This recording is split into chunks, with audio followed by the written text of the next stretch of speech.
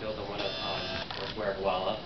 And what it does, it just at the Apple Store or the App Store on Friday, I believe. What it does, it lets you check in. Go into, you can see a map that highlights all the Pepsi 4 locations in your vicinity, or what we call hot spots in the app.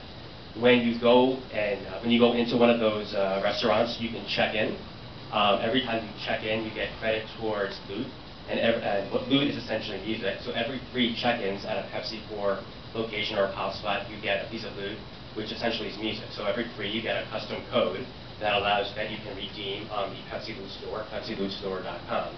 And so it's basically a mini version of iTunes that specifically have a deal with one record label. And so you have a big catalog, not the world of music, but you have a big catalog of music you can redeem tracks from. So for that particular app, the goal is to drive traffic into our retail customers. So it's not necessarily a Pepsi brand play, but it's driving traffic into our retailers. So when we go into one of these to a big restaurant chain or a hotel, having this technology and having the data behind it, it makes PepsiCo a pretty powerful partner.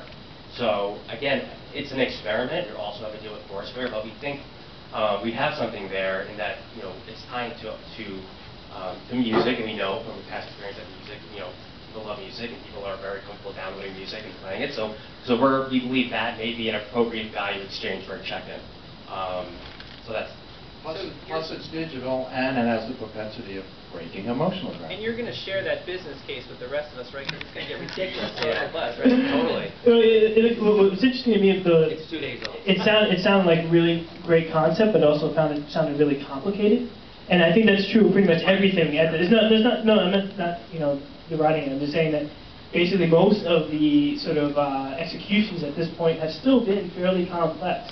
And I feel like this whole world will not be important, really, until it's technologically boring. I think Clay Shirky's quote is like, things don't get culturally interesting until they get technologically boring. And I think that's pretty much what's essential at this point.